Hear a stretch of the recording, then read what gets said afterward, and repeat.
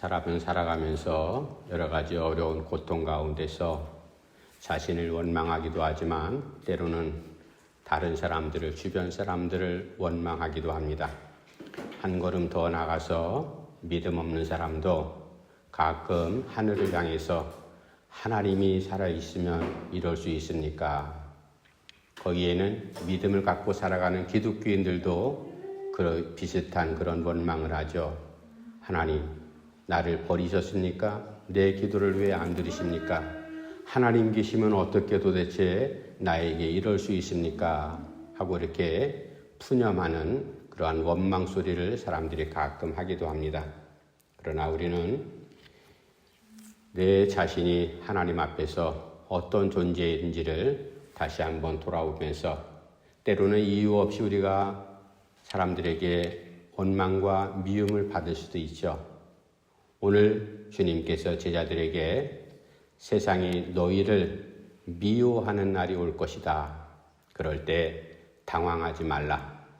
그러면서 주님께서 오늘 본문을 통해서 세상이 나를 미워하고 나에게 해코지를 행할 때 너는 그리스도인으로서 내 제자들로서 하나님의 백성으로서 이러한 일들을 어떻게 대처해 나갈 것인가 주님께서 이제 15장 마지막 부분에 제자들에게 또 오늘 이 말씀을 읽는 현대 그리스도인들에게 똑같이 지혜를 주시고 믿음을 도우시는 그러한 말씀을 전달해 주고 있습니다. 세상이 너를 미워할 때 그것은 그만한 이유가 있을 것이다. 그러면서 그 이유에 대해서 첫 번째 이제 오늘 본문 넘어가서 말씀하고 있죠. 제가 18절 말씀 읽어드릴게요. 봅시다. 세상이 너를 미워하면 너희보다 먼저 나를 미워한 줄 알라. 예수님께서 제자들에게 세상 사람들이 너희들을 미워할 것이다.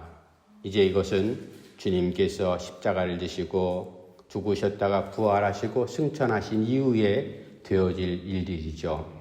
그럴 때 제자들이 이 말씀을 들으면서 아니 우리가 세상으로부터 미움을 받다니요. 주님 그게 무슨 말씀입니까? 당황스럽기도 하겠지만 그러나 이것은 현실적인 문제죠.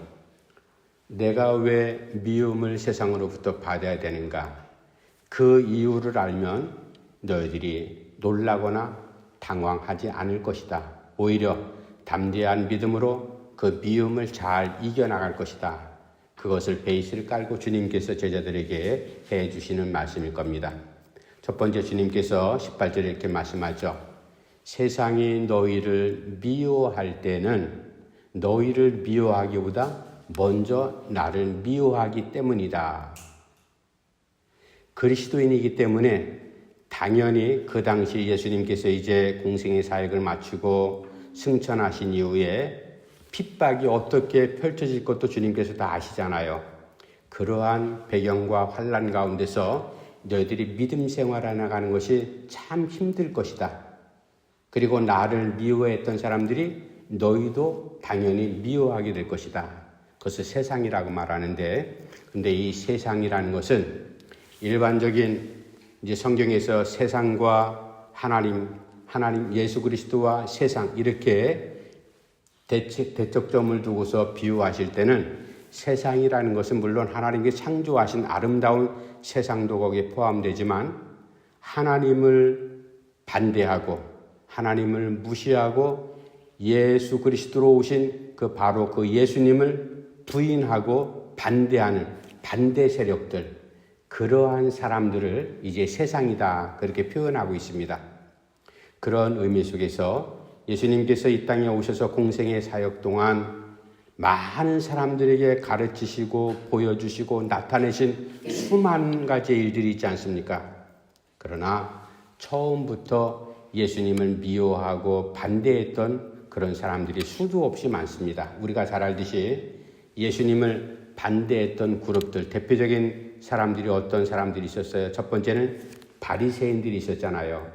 이 사람들은 단순히 하나님의 뜻보다도 전통과 외식하는 것에 더 우선권을 두고 그 삶 자체가 하나님을 경외하는 신앙을 저 뒤로 두고 오직 사람들만을 의식했어요. 그래서 모든 것들을 외식적인 형식에만 하고 치우친 그런 외식적인 그러한 삶을 살았던 사람들, 그리고 사두개인들이 대표적으로 또 주님을 반대했던 무리들 아니겠어요? 사두개인들은 부활도 없다, 천사도 없다, 그러니까 천국도 없다, 그렇게 주장하는 사람들이에요. 그러니까 예수님께서 모든 가르침과 나타낸 사역 가운데 하늘아버지, 부활과 죽은 사람도 살리시고 십자가의 죽음으로 죄 용서도 받고 천사에 대한 이런 여러 가지 다양한 말씀을 하시지만, 이 사두개인들은 오로지 그냥 사람이 태어나서 죽는 것으로 끝으로 그렇게 알았어요. 그러니까 예수님을 결국은 반대하는 사람들이죠. 그뿐이에요. 율법학자들이 있지 않습니까? 율법학자들은 구약에 이제 모세오경뿐만 아니라 또 선지자들을 통해서 주신 하나님의 음성, 그것도 하나님의 말씀으로 들어야 되는데 오로지 모세오경만을 하나님의 말씀으로만 인정하고 율법을 연구한다는 명목하에 율법을 백성들을 호도하고 백성들을 좌우지하는 그런 수단으로 사용했어요. 그렇게 살아갔던 이 사람들도 외식하는 사람들이죠. 그뿐만 아니라 이제 장로들과 대제사장 같은 사람들, 이런 사람들은 어떤 사람이었습니까? 그저 자기의 이권만을 찾는 사람들이었어요. 그래서 예수님께서 성전에 왔을 때 장사하는 무리들 향해서, 사실 그 장사하는 그 당사자들 나무랬던 거 아니죠. 대제사장들하고 이제 장로들, 이 사람들이 이권을 가지고 그런 사업을 벌였기 때문에 주님께서 야단치시죠. 어떻게 하나님의 성전을 강도의 소굴로 만들려고 하느냐. 그뿐만 아니라 마지막으로 헤롯 당원 같은 사람들, 정치적인 색깔을 나타내는 이 사람들은 세상의 정치하고 그리고 하나님을 경외하는 믿음하고 결탁을 시켜가지고 짬뽕을 만들어 버렸어요. 그런 모습 가운데 백성들이 제대로 아닌 것은 아니라 하고 맞는 것은 우리가 죽어도 정말로 신앙을 잘 지킬 수 있도록 이렇게 지도해야 되는데 대충 얽어물어가지고 그렇게 우리가 살아가는 사람들도 많이 있지 않습니까? 그런 고약한 짓 했던 사람들, 그리고 백성들 가운데 예수님을 따라다니는 사람들 가운데는 정말로 예수님이 그리스도임을, 메시아임을 믿고 따라가는 사람도 있었지만, 그러나 많은 사람들은 그저 예수님께서 벳세다 들녘에서 오병이어의 이적을 일으켜서 먹을거리를 주고 또 병자들을 고치는 모습 보고 신기하다, 어떤 그런 신기한 모습만을 바라보고 예수님을 아무런 생각 없이 구경하면서 쫓아다녔던 그런 무리들, 그런 사람들 겉으로 볼 때는 예수님을 따르는 신실한 그리스도인처럼 보이지만 예수님께서 체포당하시고 재판받으시고 십자가 달려 들어가실 때 대박 반대하잖아요. 십자가에 못 박혀 죽어라. 그 군중들이 대부분 그런 사람들이거든요. 이러한 대부분의 사람들이 바로 예수님을 반대했던 사람들이다. 제자들에게 분명히 말씀합니다. 내가 떠나고 난 다음에, 아버지께로 돌아가고 난 다음에 너희들을 분명히 세상이 핍박하고 미워할 것이다. 그럴 때 겁내지 말아라. 너희들을 미워한다기보다는 먼저 나를 미워한다. 왜? 내가 공생의 사역 동안 세상을 향해서 유대 백성들에게 선포하시고 가르치시고 그리고 보여주신 여러 가지 기적들, 이런 것들이 있지 않습니까? 이러한 모든 것들이 기득권자들한테는 늘 항상 이게 싫은 거예요.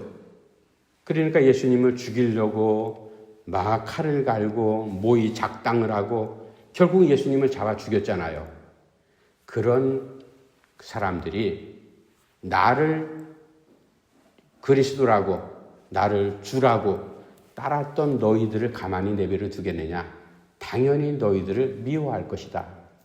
이제 그러한 그룹들이 세상이지만, 그러나 우리가 세상이라고 할 때는 사탄 마귀 세력을 세상이다, 세상의 권력이다, 그렇게 표현하지 않습니까? 하나님을 경외한다면야 세상 권력을, 세상을 창조하신 하나님의 아름다운 세계인데 왜 세상을 나쁘게 보겠어요?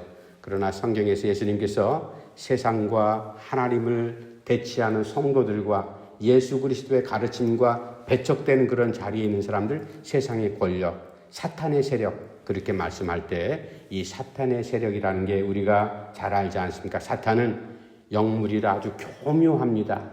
우리들의 약함, 강함 그러한 틈을 비집고 들어서 성도들이 하나님을 제대로 예배하지 못하도록 모든 것을 하나님이 우선이 되지 않고 또 예수님이 우리의 우선이 되지 않고 인간적인 것 그리고 세상적인 아주 교묘한 방법들 그래서 사탄은 우리들에게 찾아와서 잘 우리들 교묘하게 현혹시키잖아요. 사탄의 목적이 뭡니까? 우리를 하나님을 경외하고 예수를 따라가는 자리에서 어떻게 하든지 넘어뜨려서 배반하기도 하고 그리고 떠나기도 하고 서로 싸우기도 하고 분쟁을 일으키고 여러 가지 고약한 짓을 도모해 나가는 것이 바로 사탄의 세력이죠. 이 세상적인 방법이 바르게 하나님을 경외하고 그리스도의 가르침대로 살려고 하는 너희들을 미워하는 것은 당연한 것이다. 그 미워함은 바로 나를 미워하는 것이다. 그래서 우리가 세상 일반적으로 살아가면서 그런 일을 많이 겪지 않습니까? 이웃 간에 다툼이 일어났을 때 어른들끼리 다툼이 일어났어요. 그러면 우리 집하고 우리 옆집하고 다툼이 일어났다 생각해봐요. 저는 어릴 때 동네에서 그런 모습을 간만히 보는데 그 어른들끼리 두 집안이 싸웠어요. 그러면 그 집에 아이들이 있잖아요. 또래들도 있고 친구들도 있습니다.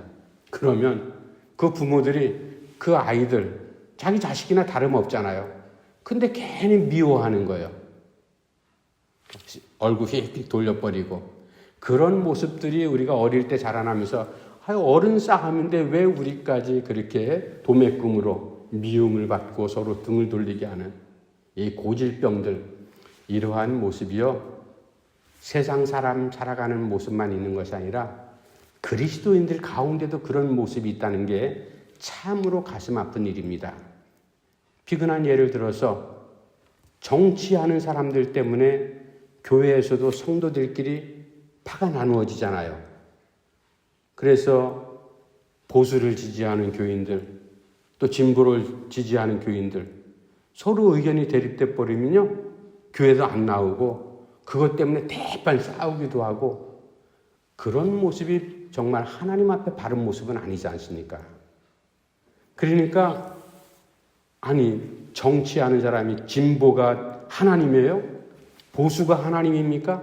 거기를 맹종해서 교인들 그보다 더 소중한 사랑을 하나님을 경외하는 그리스도를 믿는 백성들끼리 서로 파가 나눠줘서 이렇게 살아간다. 그게 우리나라 교회 현실입니다. 이런 가슴 아픈 일들.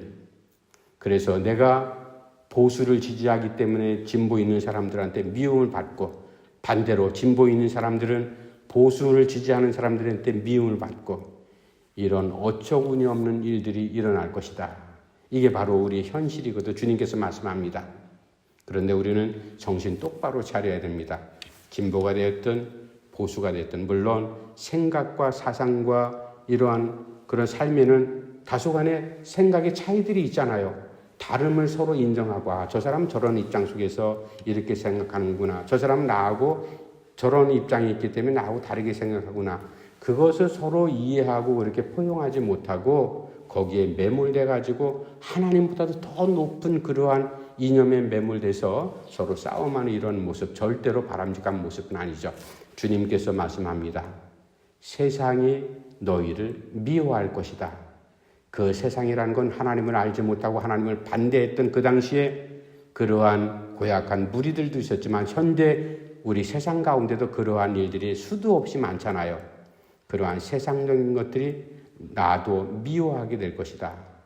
그럴 때 우리가 정신 바짝 차리고 믿음의 자리에서 하나님을 잘 바라보면서 믿음으로 바르게 살아가야 될 겁니다.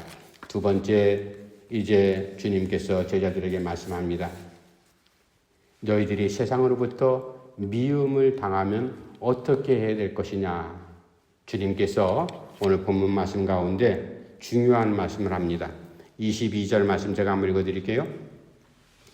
내가 와서 그들에게 말하지 아니하였더라면 죄가 없었으려니와 지금은 그 죄를 핑계할 수 없느니라.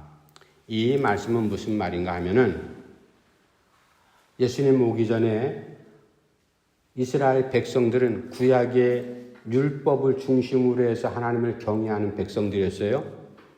그렇기 때문에 그들은 계명을 통해서 죄를 이것은 죄다, 아니다 그렇게 구분했습니다.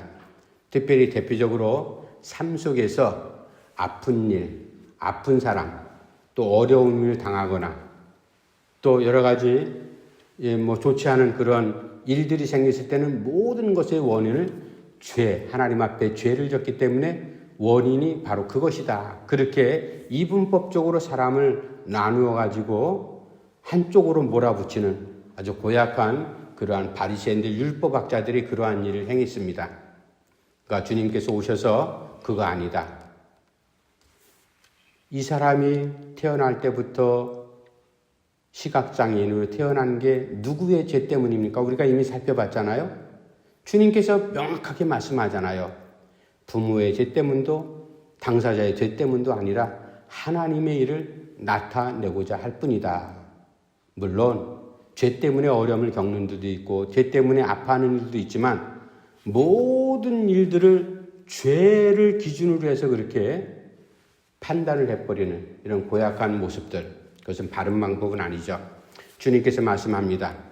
이제 내가 옴으로 해서 그것을 전후로 해서 유대인들을 새롭게 해석합니다. 내가 유대인들에게 가르쳐줬던 하나님 나라, 율법에 대한 새로운 해석들, 여러 가지 가르침들, 이러한 것들을 통해서 내가 분명히 죄가 무엇인지, 하나님을 어떻게 경외할 것인지, 하나님의 백성은 어떤 사람들인지, 하나님 나라의 백성. 그래서 예수님께서 첫 번째 공생애를 시작하시면서 하나님의 나라가 가까웠으니 회개하라. 예수님께서 거기에 대해서 구체적으로 보여주시고 알려주시고 회당에서도 그렇게 여러 가지 율법도 해석해 주셨던 것, 이런 것들을 통해서 너희들이 무엇이 죄고 무엇이 죄가 안 되는 것을 내가 엄격하게 보여주고 가르쳐 줬는데 이제부터는 나를 통해서 보고 들은 것, 이제는 이것이 죄가 아니다, 죄다 그렇게 말할 수가 없다. 바로 그런 말씀이죠. 주님께서 이 죄, 우리가 죄라는 것이 이미 제가 여러 번 말씀을 드렸듯이 구약의 죄라는 말은 하타라는 말이에요. 하타, 히브리 말로. 그리고 신약에서 비슷한 말로 하마르티아. 이 말의 뜻은 관역을 벗어났다. 그런 말이에요. 관역이 뭡니까? 하나님의 뜻이 관역이고 사람 인생이 화살이에요. 삶이. 그 하나님의 뜻인 관역을 벗어나서 제 멋대로 살아간다. 그게 바로 죄다. 그렇게 분명히 정의를 하고 있거든요. 예수님께서 오셔서 하나님의 뜻이 바로 이겁니다. 여러분들 율법을 자기 멋대로 해석하지 마십시오. 하나님께서 안식일을 주신 이유는 바로 안식일 제도 때문에 사람이 존재하는 게 아닙니다. 사람을 위해서 하나님께서 안식일 제도를 만드셨습니다. 하나님의 뜻을 분명히 알면은 바리새인들이나 율법학자들이 엉뚱하게 율법을 해석하는 거하고 엄청난 차이가 있잖아요.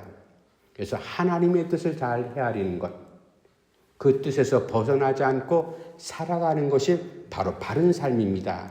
그러나 하나님의 뜻을 저버리고 외식하면서 겉으로 볼 때는 거룩해 보이고 11조도 하고 뭐도 하고 뭐 하는 것처럼 바리새인들 주님께 야단치잖아요. 그런 모습은 다 거짓되고 헛된 겁니다. 하나님의 뜻이 아닙니다. 하나님의 뜻을 벗어나는 그러한 삶은 죄인이고 죄입니다. 여러분들 이제 제자들에게 말씀하죠. 내가 모든 사람들에게 이렇게 보여주고 가르쳤던 것처럼 너희도 나에게 듣고 배운 것을 그대로 전하라. 이게 바로 복음이잖아요. 복음을 너희들이 증거하라. 증인으로서 바르게 증거하는 것. 그래서 두 번째, 세상이 너희를 미워하지만 오히려 미워할 때마다 내가 너희들에게 보여주고 가르친 것, 그 복음을 세상 사람들에게 잘 전하라. 주님께서 그렇게 말씀해 주고 있습니다. 마지막 세 번째, 세상이 너희를 미워할 때 너희는 어떻게 해야 될 것인가? 마지막 세 번째, 그 해결 방안으로서 주님께서 이런 방법을 말씀해 주시죠. 26절, 27절 말씀 우리 다시 한번 읽어봅시다. 마지막으로 26절, 27절 시작.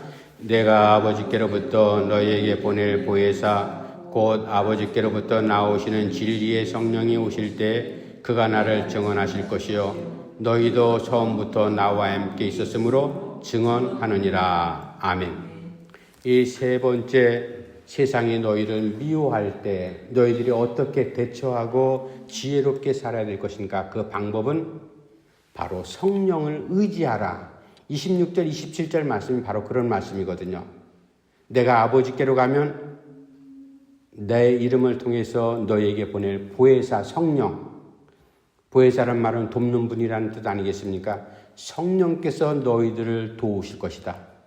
우리가 당연히 어려운 일 당할 때 나를 돕는 사람이 나타나면 우리가 그 돕는 사람에게 의지하잖아요.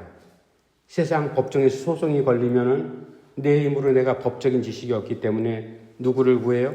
변호사를 구해서 변호사의 도움으로 변호사한테 의지하듯이 바로 그런 겁니다. 세상이 너희를 미워할 때 너희들 스스로가 그 미움을 이겨나갈 수 없을 것이다. 그럴 때 그 미움을 어떻게 믿음의 자리에서 잘 이겨나갈 수가 있는가? 그것은 바로 너희를 도우러 오시는 성령께 의지하라. 바로 그 말씀입니다. 성령을 의지하는 것. 그 성령께서 오셔서 내가 너희들에게 가르친 모든 것들을 증언하리라. 마찬가지로 27절 말씀에 너희도 처음부터 나와 함께 있었으므로 너희도 성령께서 나를 증언하듯이 너희도 나를 증언하라. 우리가 복음을 전하고 믿음으로 살아가고 그리고 하나님의 말씀을 전할 때 내 힘으로는 여러 가지 부족함, 어려운 한계에 부딪힐 때가 한두 번이 아니지 않습니까? 그럴 때마다 우리가 기도하잖아요. 기도하는 순간에 성령께서 나를 찾아오셔서 도우시는 것, 바로 그것이 성령을 의지하라. 바로 그 말씀입니다. 증인이라는 말은 말티스라는 말인데 이것은 법정인 용어죠. 법정에서 내가 목도한 경험한 그 사실을 그대로 얘기하는 것. 그게 바로 증언, 증인 아니겠어요? 그러니까 증언하고 증인이라는 말은 순교자라는 말을 하고 다 연결되는데 목숨 걸고 법정에서 저도 이제 법정에 서가지고 한번 증언도 해본 적이 있지만 증언할 때 서약을 합니다. 그 사실을 왜곡됨이 없이 거짓됨이 없이 그대로 사실만을 얘기할 거냐고. 그렇게 해서 잘못하면 처벌받을 것도 각오하냐고. 그렇게 증언을 하죠.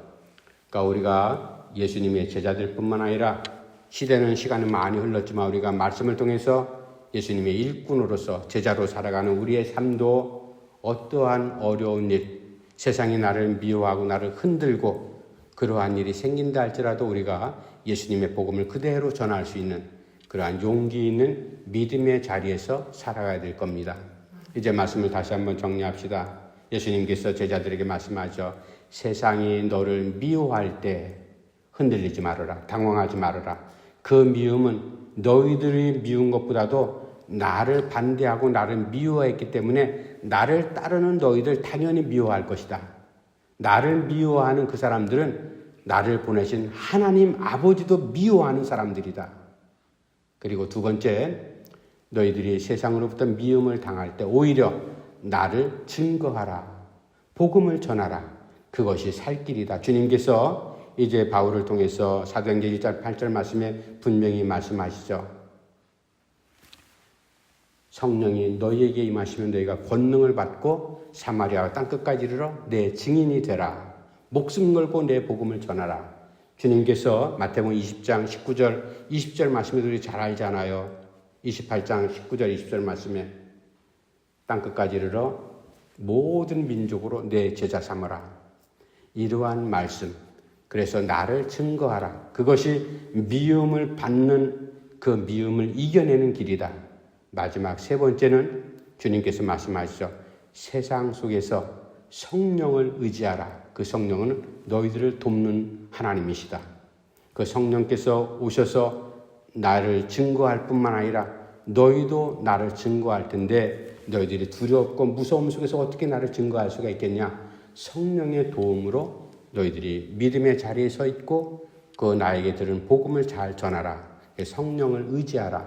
이 세 가지를 우리가 잘 마음판에 새기면서 세상으로부터 어떠한 일 때문에 우리가 무고한 미움을 당한다 할지라도 절대로 우리의 신앙은 흔들리지 말고, 우리가 물론 잘못한 것 때문에 미움 받으면 사과도 해야 되고 용서도 구해야 되지만, 그러나 아무런 이유 없이 예수 믿는다는 신앙의 자리에 서 있기 때문에 우리가 사탄 마귀로부터 공격을 당하거나 세상 사람으로부터 오해받고 미움을 당할 때 우리가 바른 믿음의 자리에서 하나님 예수 그리스도가 정말로 우리의 구주 되심을 잘 증거할 수 있는 믿음의 사람으로 살아갈 수 있기를 간절히 바랍니다. 기도합시다.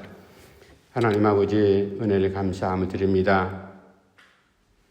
예수님께서 공생의 사역 동안 제자들과 함께 지내시면서 많은 사람들에게 하나님의 마음을 전해주셨지 않습니까? 하나님의 뜻을 많은 사람들에게 전해주었습니다.